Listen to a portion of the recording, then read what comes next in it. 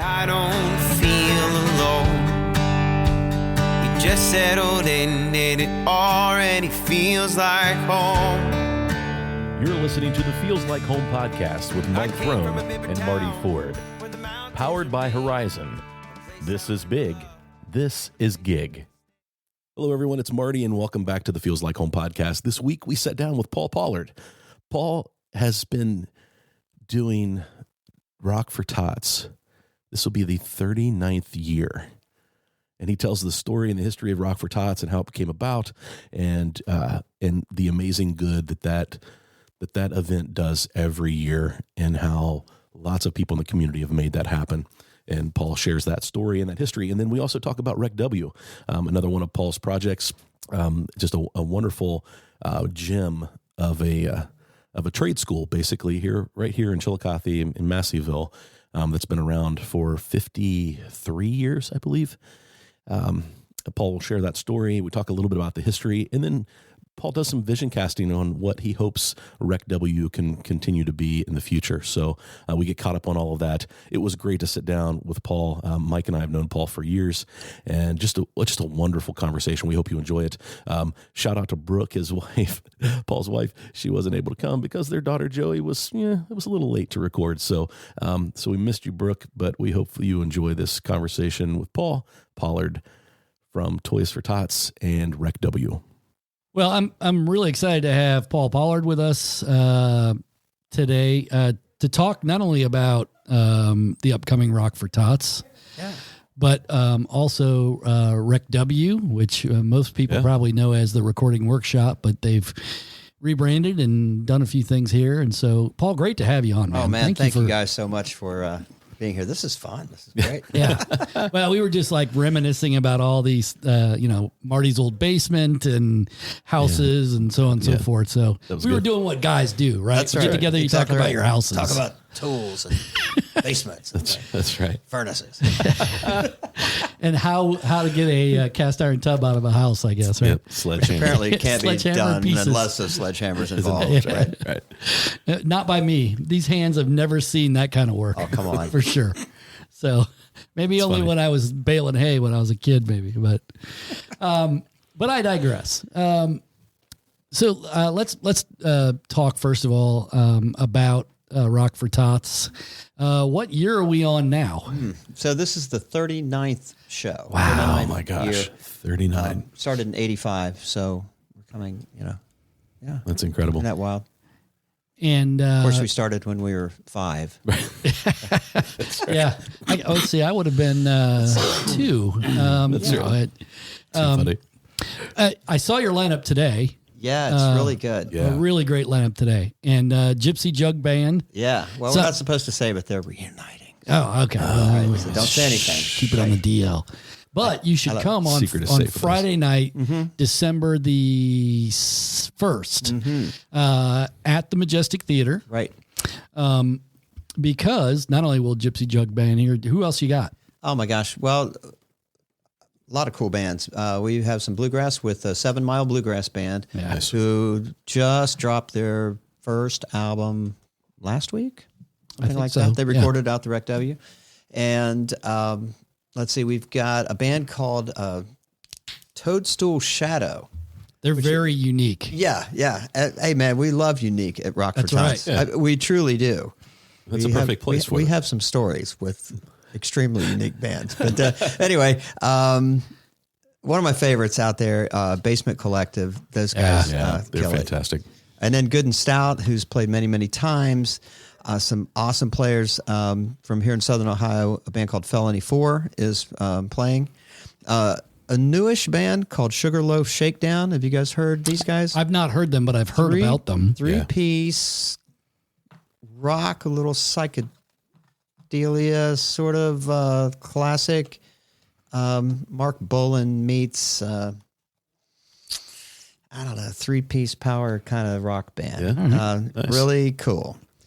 But that's basically the lineup. We have 7 acts, and then we're going to do a special tribute to our friend Tim Ellis, who passed away recently, who was basically our family there with Rock for Tots. So we want to do something special in his memory. That's great. Yeah, I think that's a great a great thing. I mean, Tim is, I mean, he's very synonymous with Rock for Tots over the years. He's done so much. No question, man. That guy, he has such great memories and stories. But I first met him like long time ago. We used to do this at the Elks Hall forever. Right. Yeah. And we're in there, and the room was always cold, and we're in there trying to put stuff together. It's the day before, and this tall, lanky guy with a big old smile comes in, and, hey, can I help out? What are you guys doing? What's going on? And he just started showing up every year, and then he would come the next day to the show and buy half the auction, and then give it away to kids, and nobody knew about it. Yeah, that's good God stuff right there, man. Oh, I grew up in Kingston, so if you grew up in Kingston, you knew Tim, and you knew Tom, his dad, and his dad and I became really good friends, kind of a mentor to me. When I was young, working at Kingston National Bank, he was in his late 70s and bought a personal computer. And so I became his tutor on how to learn how to use a computer. And so I spent a lot of time with Tom. So I got to know Tim, and it was sad to hear his passing. So for sure. But obviously, other than the good music, the great thing that happens at Rock for Tots is that all the money that's raised is going to children's charities here in the community. Yeah. How much? I think did you set a record last year? Yeah, you were just short, maybe. We were just short of our record. COVID kind of whacked out the we beat last year kind of thing, because we always did until COVID. We still did a show online. COVID. And we did okay with that, with everything. But I think last year we were around 50,000 or something. Yeah. Which is still, I mean, that's fantastic. Yeah. Dude, if we made $50 and gave it away with a good heart, right. There you go, Yeah. But it's been a real fun journey. Yeah, frankly. Sure. You've had this amazing relationship with not only businesses, but people that donate rock memorabilia, things like that, that people have given you over time. It's just been fun to go and get outbid on things, because that's pretty much what happens to me every time. So lots of cool stuff from oodles of people, from Paul McCartney and Ringo Starr to on and on. But one of my favorite things was Neil Young's After the Gold Rush autographed album. Wow. Which was donated by George, who owned the Street Beat over in Washington Courthouse. And he would go to shows and meet people backstage and stuff, and he always donated the coolest stuff. And that was one of the albums that changed my life, sort of thing, Neil Young's After the Gold Rush. So I wanted to buy it, so I bid a few times, and this dude across the hall at the Elks started giving me the old stink eye, like, you're running up the bid on me, dude, and you're part of this thing. So I quit bidding, right? And it always kind of stayed with me, like, oh man, I wish I'd had that. So 4 years ago, just before COVID, I get this call. It's a call or email, and it said, "Hey, I found this album at a Salvation Army, and inside of it had this receipt that said Rock for Tots on it, and like $185 or whatever, paid for it, and it's autographed by Neil Young. I wanted to know if this was legit." And I was like, here's my chance. Yeah, that's right. I said, can I please buy that album? He goes, no dice. Neil's my favorite guy. And I was like, dang, I lost it for the second time. But there's been all kinds of really cool stuff. People like Phil Collins for years would give us stuff. And turns out that the story behind him and autographs is that he was a huge fan of the British billiard game snooker. Mm-hmm.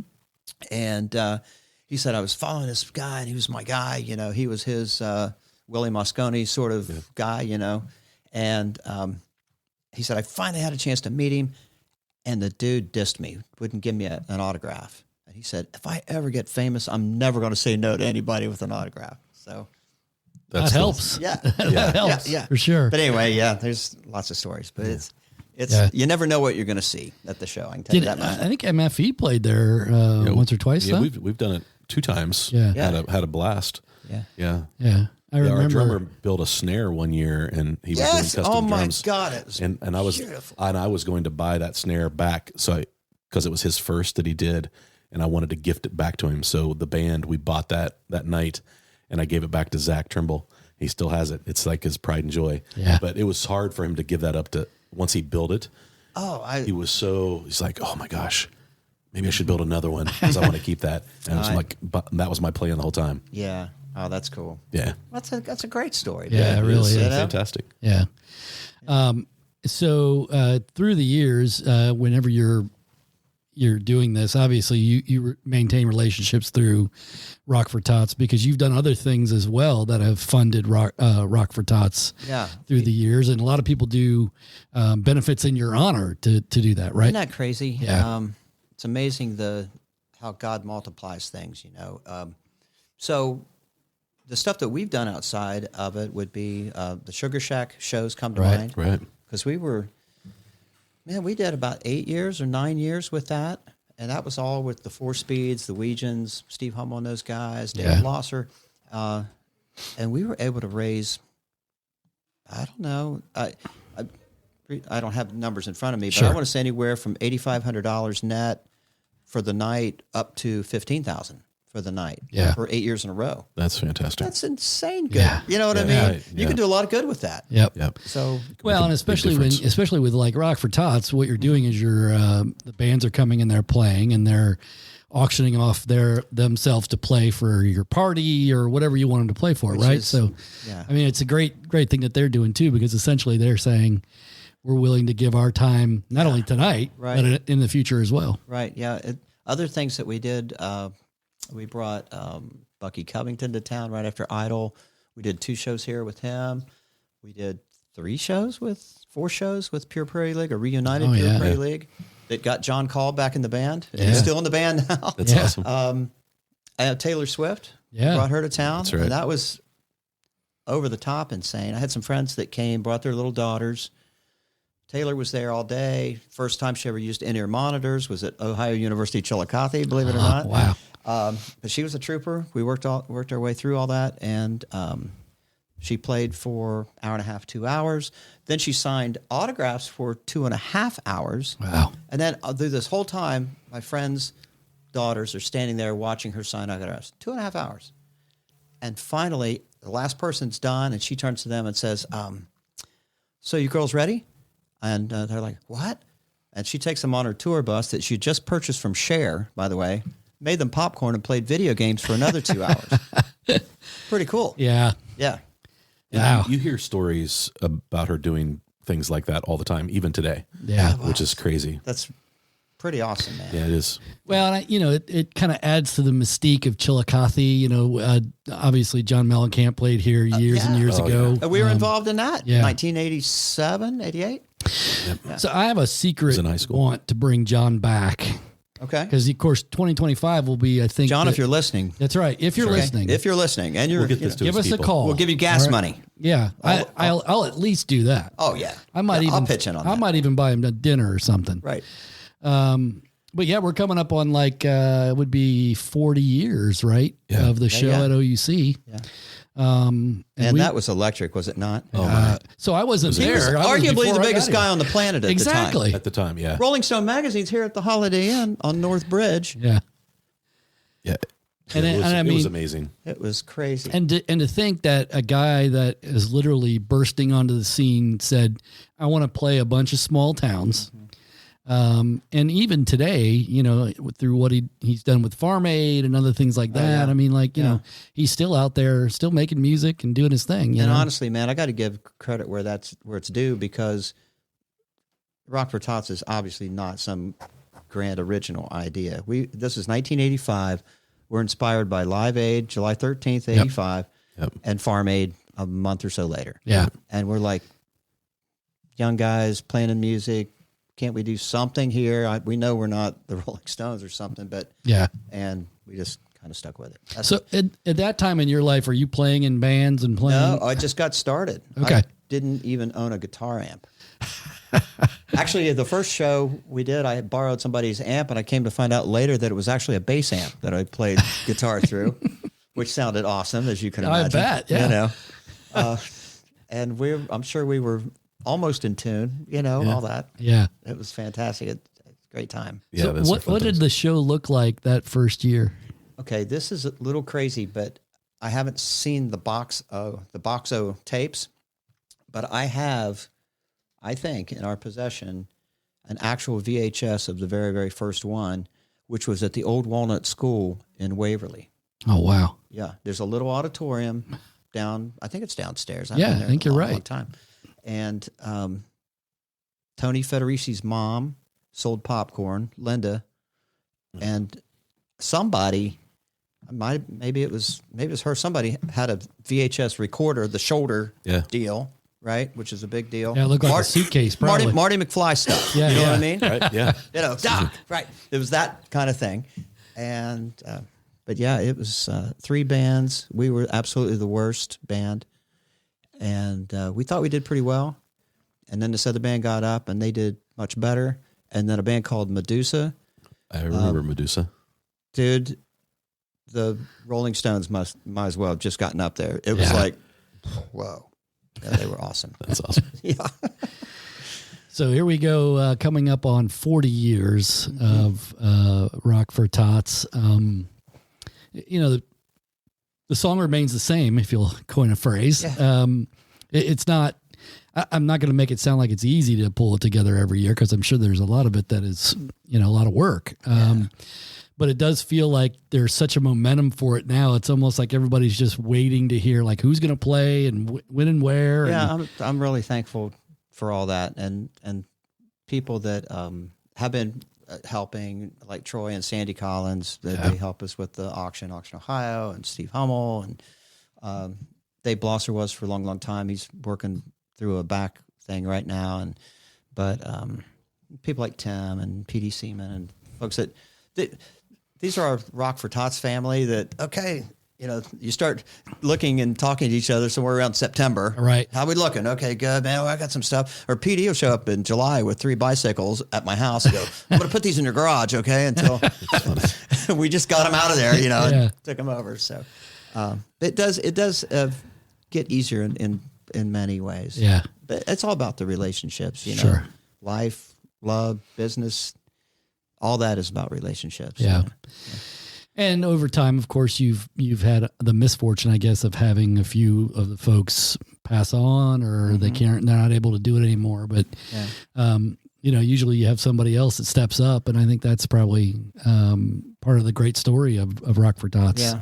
Yeah, man. And people move away and all those things, you know, but it's awesome and amazing. And I just find myself very thankful to be part of it and just be able to experience it. You know, I feel like I've got a chance to watch God do his thing, and he gave me a front row seat to do it, you know? Yeah.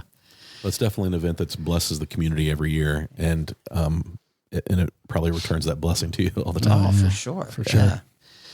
So let's also talk about Rec W, because kind of a transformation going on there a little bit, I think. I mean, what at the core of what you do is still staying the same, which is training some of the, some young people to be incredibly good at what they do. Yeah. You have this amazing history. We mentioned Taylor Swift earlier, but of people that have gone to Rec W and then gone on to these great things, producing albums and working as sound engineers and things like that. Talk a little bit about what the Rec W does and maybe how your role with it has changed of late. Yeah, so the Rec W was formerly known as the Recording Workshop for years. It's a trade school. We teach what might be referred today as like entertainment technology, media technology. In the early days, it was learn the art of recording, right? And we had all these awesome studios, which we still do, and thankful for that. But recording, I'm doing a hand thing here, but it was like this much of the industry. But now it's like that much of the industry. Right. It's 20-ish% of it, and the other 80%. I was there for 20 years, from 87 to 08, something like that, and got out. Went on my own, did a lot of live production, and just was really blessed in a lot of areas, learned a lot, worked with a lot of cool people. And when I came back and we acquired the school just post-COVID, we thought, hey, we really need to teach what's viable, what folks can really go out and get a job with. And fortunately, we live in this exploding entertainment world I mean, in our back pocket, we have how many streaming apps, the Hulu, the Netflix, all that. And every time you turn that on, you go to bed, I'm going to turn that on, and new show. Where do you think that content's coming from? It's folks that's putting all that together, doing the documentaries, the movies, the series, all that. So that's a huge part of what we teach now. The live entertainment part of things, live sound, professional lighting, all the DMX stuff, all the programming stuff that you can do on your laptop. Then take that to the actual venue, plug it in, and go, whoosh, there it is. Right. All the camera work, all the streaming. We were able to put a streaming studio in the old projection room at the Majestic Theater, which we rent every year, and utilize that facility, get the students to come downtown, get them to buy lunch at the poorhouse next door and all the different places around, and get them introduced to our beautiful historic downtown.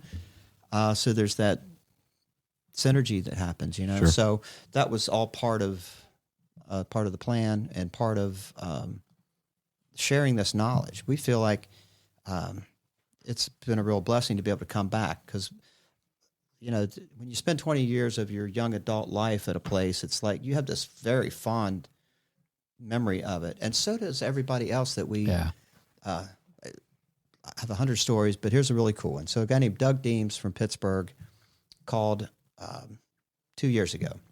We just kind of gotten back and gotten going, and he goes, "Hey man, this is Doug Deems, and I'm in Dayton or Cincinnati doing something over there at Kings Island at the professional tennis, whatever, for Fox Sports or something. And I'm going to be driving right by. I haven't been there in 100 years. Could I stop by and, yeah, man.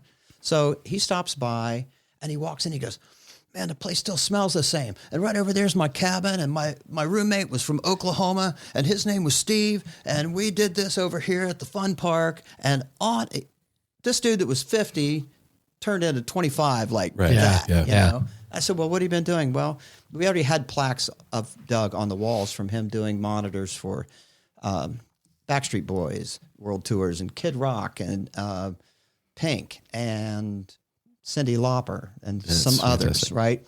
And he goes, man, one day a buddy of mine called me and said, hey, we need somebody to come over and do the broadcast engineering for Notre Dame football, the Irish. A dude's sick or something. He goes, I got in there and I loved it. He said, now that's his main gig. He gets out of his house, car's waiting on him, takes him to the tarmac, not the airport, gets in a plane, flies to the gig, gets off, does the show or the game. And actually he's been the broadcast engineer for the last 4 Super Bowls as well. Wow. And he's blowing my mind. And but at the same time he's going, dude, this place is on, Yeah. So it's just, and that's one. That's fantastic. Yeah. Of 1,000 stories of the place. Yeah, I bet. I mean, we actually just had our business expo a couple weeks, a week ago. That was a lot of fun. You had some of those plaques that you have there that were, from some of these guys that were engineers and so on and so forth on those. But it's really interesting how you've been able to sort of like change with the time and say, all right, we're not just recording engineers anymore and sound engineers, but we have this whole wealth of things that we can be providing for young people to help them get started, to turn that next person into that next Doug, right? Yeah, right. Or whatever name you want to use, right? Sure. And I think that's, to me, if you're a one-trick pony, it gets really hard, right? Oh, for sure. So was a lot of that stuff already in process over the years, or did you bring some of that stuff with you? I think just by the necessity of the evolution of the industry, there was some of that happening, Right. But when we came in, and it's an interesting thing. Sometimes you think something like COVID, oh, that's the end of it. You know what I mean? But we all had, the school had to shut down. There was that mandatory shutdown.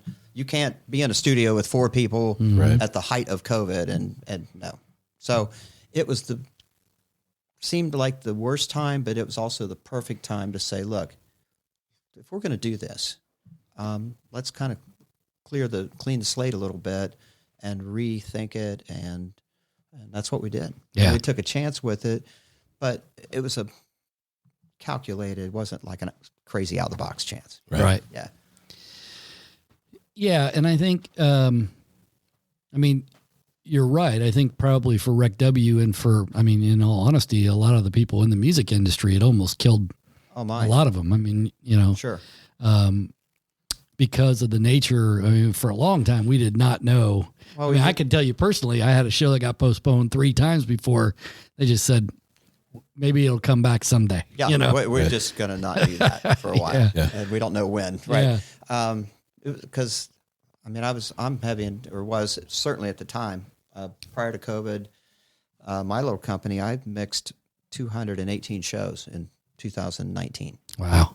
And 2020 happened, and it was like nothing. Mm-hmm. But here's the interesting thing that just from my perspective, you think, I'll never survive. But somehow we did. Yeah. Wow, maybe I needed to slow down. You know what I mean? Yeah, no, I agree. Maybe the whole world needed to go, hey, hold on.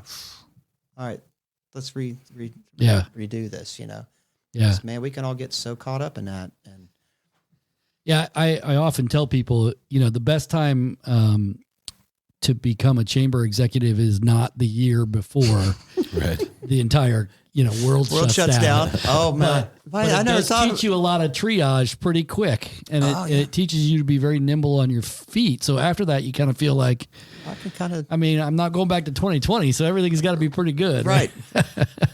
I can handle some stuff, right? Yeah, right. Yeah, your perspective changes for sure. Yeah, absolutely. And mine had already been evolving before that. I left the Gazette, and it was literally like, hey, sure, I'm doing this for my family and I to be better. Yeah. And I think if you're not going out and doing all those shows, you probably have more time to be with your family, and that helps too. It was the perfect time because we had Joey through that whole period, and really a great opportunity to just focus on being a good husband, good dad, and it was, and really to kind of take all that in and enjoy it. Yeah.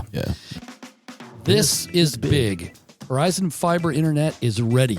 Let them get you hooked up and power your Wi-Fi network with the speed and reliability that only a 100% fiber network can do. Horizon is ready to help you do what you do better. With real people, real rates, and a real service. Connect with them today, and the first month is free, plus no contracts and no data caps. Call 740-772-8331 or visit horizonconnects.com/Chillicothe to sign up today. The buzzword back then was pivot. Oh, yeah. Right. It became a real thing. Like, it wasn't just a word people were using. Right. We had to do a lot of pivoting. Yeah, for sure.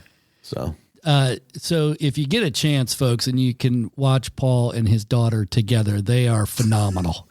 They are like two of my favorite father-daughter tandems ever. She's great, man. And I think you can.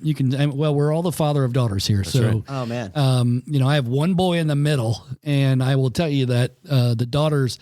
First of all, when I got married, I had to get used to people touching my stuff because I was an only child.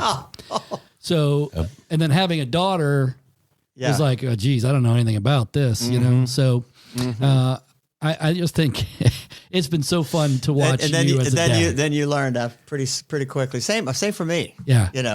And you learn pretty quickly. You actually have no stuff. That's right. It's not yours anymore. No. Yeah, absolutely. Okay. Yep. Yeah. You've lost ownership. Right. But and then like we have all learned, it becomes the I was always interested in sports and music, and the next thing I know, I'm like at the tea party and playing with Barbies. Oh, and that's right. Those things, and that's all part of the evolution, right? So I'm getting pretty good at all that.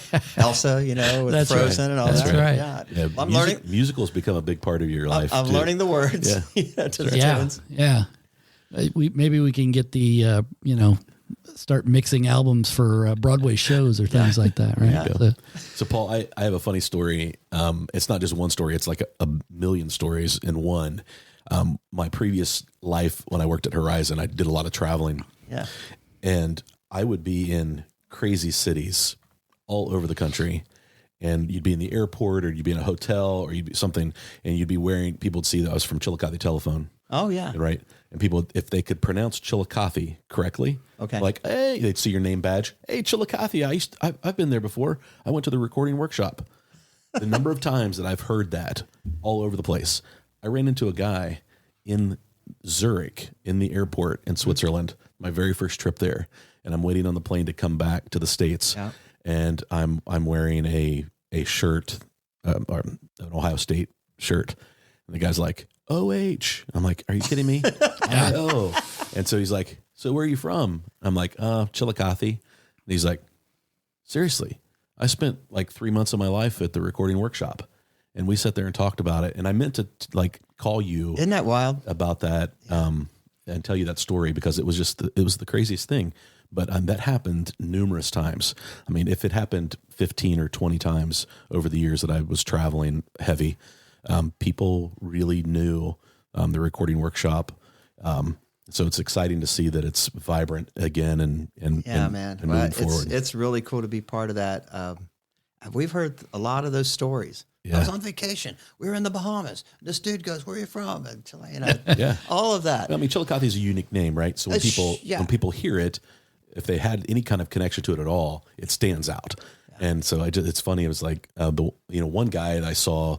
I'm trying to remember where this was. Maybe San Francisco, the airport. It seemed to happen a lot in the airport. But he was like, Masseyville. And I was like, what? What? And it's because I was always wearing Horizon stuff that said Chillicothe, telephone on it or something. Man, and I love it. Yeah. I love it. How do you know about Masseyville? He's like, I was at the recording workshop when I was 18 or 19 years old. Yeah. Yeah. One of the interesting things we learned when we came back, it's kind of like when you climb a mountain, you just kind of focus on getting to the top, and then after a while, look down and go, wow, we came a long way. Yeah. Turns out that the school is the oldest school of its kind in the world. Didn't know that until we came back. It is 53 years, almost. 21,000 graduates from 70 different countries. Wow. That's incredible. I know. We even had the Prince of Nigeria there once. Prince Maxu Obijaniwan. If you've ever seen like Eddie Murphy Coming to America, Yeah. Prince Max was very much, he had the swisher thing, the bright colored clothing. Yeah. That's Paul, I very incredible. much want to go to New York City this weekend. Yeah. And he would go to New York for the weekend, or he'd go to LA for the weekend. I need to ride to your airport. Yeah. So along those lines, obviously you're trying to increase attendance at the school. Sure. And you and I have talked about, hey, how do we get you linked up with Pickway Ross and places like that? Sure. Because I think it's really important, because there's a lot of things that you guys can partner up on. Yeah. What are you doing to sort of like help get that word out and connect with more kids? I know Brooke's been real. Well, it's really Brooke's thing, but all of us, I mean, everybody that's involved with the school, we're a team on this, but so there's a number of things. It's not just one. So we increase our advertising primarily on social media. We increase our presence on social media, posting 3 and 4 and 5 times a day on multiple platforms.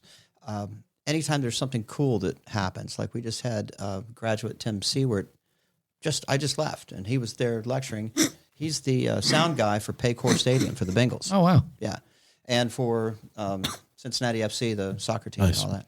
So he came and was sharing experiences on that and how the installation of the sound system works in a major stadium, and on and on and on. So things like that, we'll capture and post. It's a neat, interesting thing to read about. So that's certainly one thing. Another is strategic partnerships whether that's with our chamber, and then the connections that we get there through state representatives, U.S. senators, governor's office, any of the major extensions from like Ohio University or Ohio State University, any programs that they have. We are meeting multiple times with all of these folks to see what works well. Another thing is meeting with area colleges, schools, tech schools that are tech schools, but not necessarily entertainment tech schools, right, to see how we can combine curriculums. Over the years, we've had working relationships with Capital University for 25 years until they built their own music tech program, in buildings and so forth. But for 25 years, they would send us their students in their music degree program as part of that program. and it was a wonderful thing. Worked for us, worked for them, all that. So, so we're rebuilding all of those things. Another thing that we're doing, and it's been a real fun thing for me, is Brooke has just gone crazy with booking high school presentations and visits. And I was just so thankful that the schools are so receptive. We've been to over 20 schools in the last 2 months. Wow. So not only do we go there and we might present to juniors and seniors that may be interested in this, maybe they're not. And it's not a sale thing. It's just, hey, this is who we are. It's a pretty cool story to tell. Yeah. You know what I mean? It's something to get out of class for an hour. We're having a little bit of fun. And oh, by the way, if you are interested in this, we might be a good option for you. Right. You know? But while we're there, first thing I'll do is go meet with the superintendent, the principal, the guidance counselor, and invite them to the presentation. And then what happens almost every time is like, oh, hold on. So in 18 minutes, there's going to be this other class. Could you stick around and do one more? Right, you know what I mean? Or another thing that we're doing that involves schools, and anybody listening to this, spread this word for sure, is we are inviting band directors to bring their jazz band, choral directors. Gallia Academy just brought their songwriting class. Why didn't they have that when I was in school? Yeah, right. Exactly. All right. So they come up and they spend a day with us. It's all free, and the students sit in the studio and they record their own stuff. Mala Kennard brought her symphonic choir last year that went to state. Yeah. Right after state, came down and recorded 3 songs, and they knocked it out of the park. Yeah. And it's a giving back. It's a sharing of what we got, and it's also, hey, I didn't know this existed. Right. I mean, I grew up in Waverly, went to DeVry, went to work in Houston, Texas for an oil geophysical company, still loving music the whole time. Yeah. Went around the country, lived in 15 states in 3 years, came back, was a starving musician, and Tony Cottrell goes, oh, by the way, there's a school up here, and I need a band to record. Do you want to do it? And I'm like, I was 10 minutes from here. What, you know? Yeah. So anyway, so we're doing a lot of things. And in today's world, and if you have a better idea, I'm all ears. But in today's world, I think there is no one stroke of the sword. Yeah, I agree. It's a lot of things, and it's a long game. And but have some fun during that journey. Yeah, man. absolutely. Yeah, you can't just throw an ad in the back of Guitar Player magazine anymore. No. Which used to work for you guys. Used to work great. Right. And but now the magazines don't exist or hardly exist. And Oh, no. it's tough. Did it for in 1990. Put a quarter-page ad in Rolling Stone magazine for $12,000, which sounds like a lot of dough, and it was. But you'd get so many students from that. It's great from all over the world. Right. You know? Yep. Yeah. And my good friend Joe Waters, who started the school. Yeah. What a visionary. That guy changed the world. Yeah. Think about that for a minute. 53 years, 21,000 graduates that's working with Taylor Swift, Beyonce, Nickelback, ZZ Top, Jeff Beck, REM. John Keane recorded every album REM ever did. And his protege, Dave Barbie, is now the music director at University of Georgia. Prior to that, oh, by the way, he produced every single Widespread Panic album. Wow. Huh. It's amazing. Yeah. In Masseyville. Right. In Chillicothe, Ohio. Chillicothe is a crazy special place. Yeah, it really and is. we know it. Yeah. Right. But man, I hope you all listening to this podcast, come visit. That's I'm telling you, man, it's no joke. Yeah. It's cool. the basis of our podcast. It's no joke. It's cool. So if a student comes to you, how long does that process take to kind of get, Yeah, we're a hands-on trade school. Yep. 5 weeks is the core program, which samples. That's kind of weird term to use in music, but you get a you get a taste of a lot of stuff: studio recording, live sound for picture, some lighting, some video editing, some stuff. Yeah. Right? And then you can also take a 2-week program, which we think focuses on what you're most likely to get a job in, more live sound, things of that nature. Sure. So it's a 7-week school. It's about $5,000 for 7 weeks. So it's a real, what I refer to as kind of a common guy school. You don't have to be rich to do the program. Yeah. And you're ready to go out and get started. You know, are you an expert after 7 weeks? Of course not. However, are you valuable enough to go out and work as a stagehand somewhere? For sure. Hey, go downstage right, and plug that mic in. Yeah. Plug in that XLR Right. into that RE20. Okay. Which is Greek to me, but You other got me. folks will know. Yeah, exactly. Yeah, right. You go through. You go. Oh, sure. That's nothing. Yeah, I can do that. You know. Yeah. Hang those lights. Run that DMX cable. Yeah, I can do that. You And know then- what I mean? And then gain experience and Yeah. move Of up the course. chain. Yeah. And keep in mind, this industry is one of the true apprenticeship trade Yeah. industries out there. Yep, sure is. I mean, George Martin of the Beatles, right? Tall, lanky guy on the rooftop, standing beside the Beatles when they're doing Get Back, right? He's standing there, tall, lanky guy, black hair. Turns out he's Alan Parsons, right? George's protege. He goes on to produce Dark Side of the Moon. Yeah. You know what I mean? Sold a few records. Yeah, sold a Yeah. couple records. You know, that's how this industry has really always been. Yeah. The school, Rec W, gave those folks a leg up. So when you did get into that TV studio, that radio station, that recording studio, that live sound company, you were of value to the people, because that's you have to bring value to the marketplace to Right. keep your job, or Yeah. get the job, right? Yeah, for sure. So that's what we supply. So you're talking about how you're mentoring this generation of folks that are coming through right now.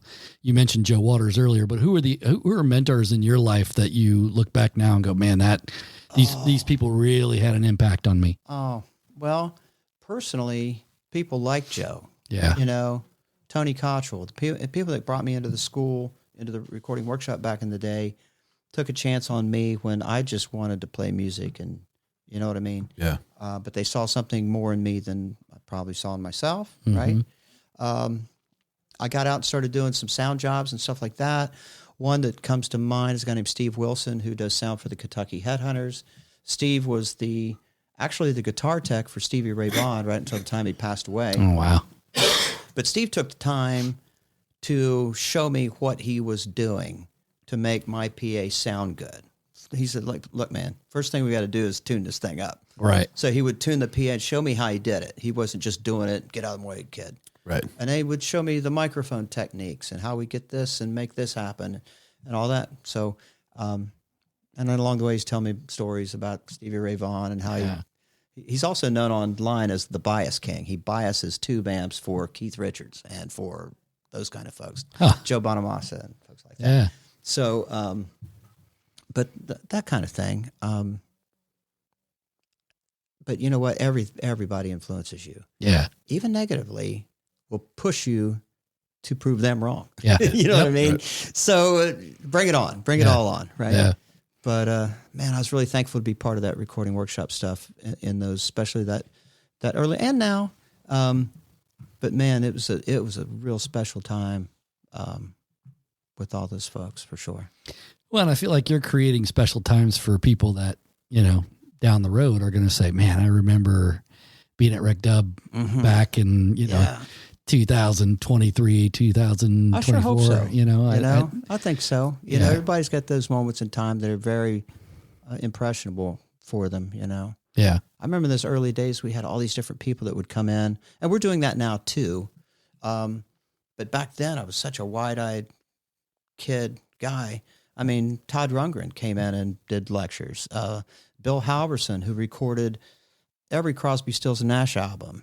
Crosby, Stills, he recorded Ohio. He got the phone call from Neil Young after the Kent State shooting. Neil writes this song, calls him up at 4 o'clock in the morning, says, meet me at Cherokee Studios. They're living in the Hollywood Hills.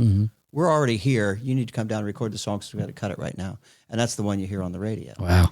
And to hear the dude tell that story. Yeah. And then years later, Bill was there and somebody was doing a biography on him, a book. And I was reading an excerpt from it, and turns out he recorded Johnny Cash at Folsom Prison. I was like, why didn't you? I've known you for 25 years. You never told me that.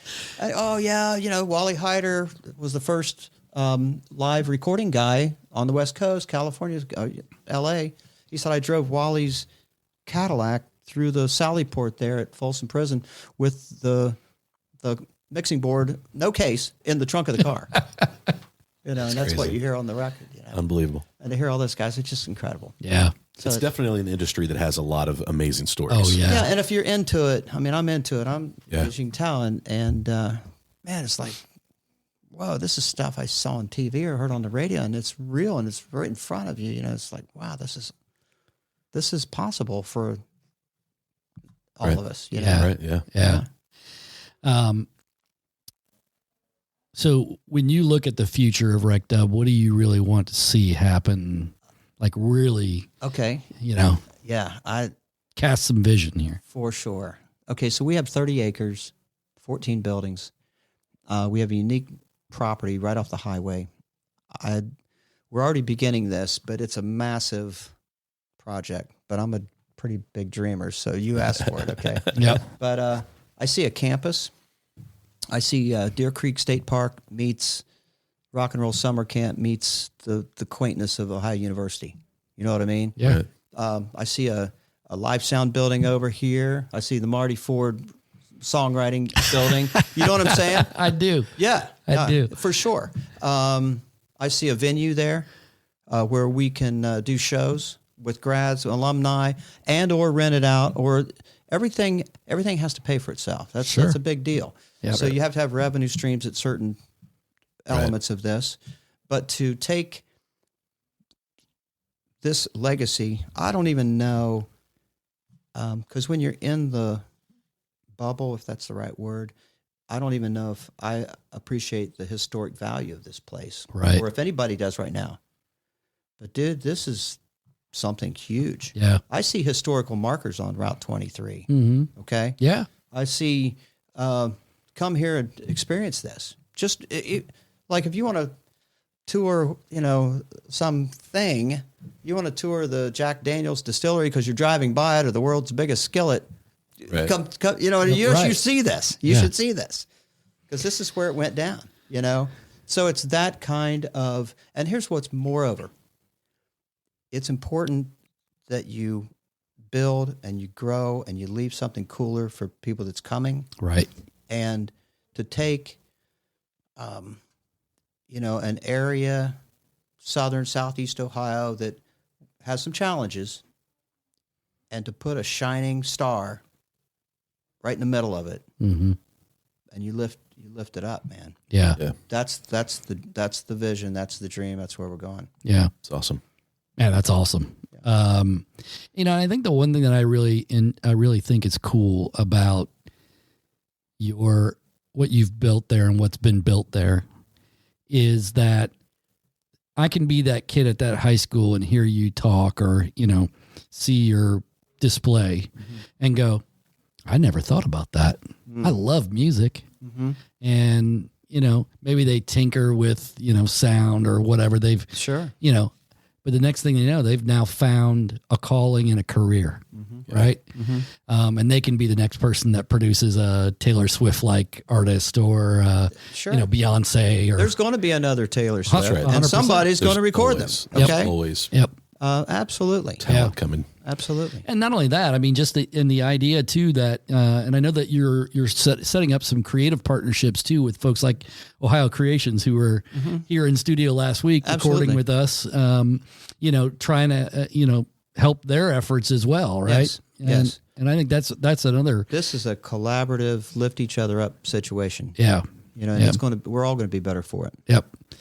Well, I mean, I can't speak highly enough of you and the way that you've kind of seized this moment in time to kind of revive this and make it something great again. I think again, not to go back to COVID because nobody wants to go back there, but it could have been done. Yeah. And now it's at least back up on its feet, and we got to get it rolling again. Yeah, I mean, it was tough, and we have our challenges, each and every day, but we're encouraged more each day too. Sure. Yeah. I mean, coming here, this is a boost for me and for us. Having Tim come to do a lecture today after doing, the Bengals on Sunday or whatever, Thursday or whatever that was. Yeah. You know what I mean? Yeah. It's like, Yeah, man, fantastic. Yeah. Well, and I've heard that sound system there, and it's loud. It's pretty good. It's all right. Yeah, those guys put together a pretty good one there. So to go back to Rock for Tots, let's again Friday, December 1st. What time you starting? 7? Doors open at 6. We'll probably start about 6:30. National anthem, first band 6:45, something like that. And then we have 7 bands, so each band will play a couple songs. Then they auction themselves. Then we go through some auction, and then we just rotate like that throughout the evening until we're done. Yep, and it's a full night. It's a lot of fun. If you've not been to one, I highly encourage it. I need to get back to one. I don't know that I've been one since COVID happened. Yeah, so, but yeah, it's $10. You can get tickets at the door. I think you buy them online, half price at majesticchillicothe.net.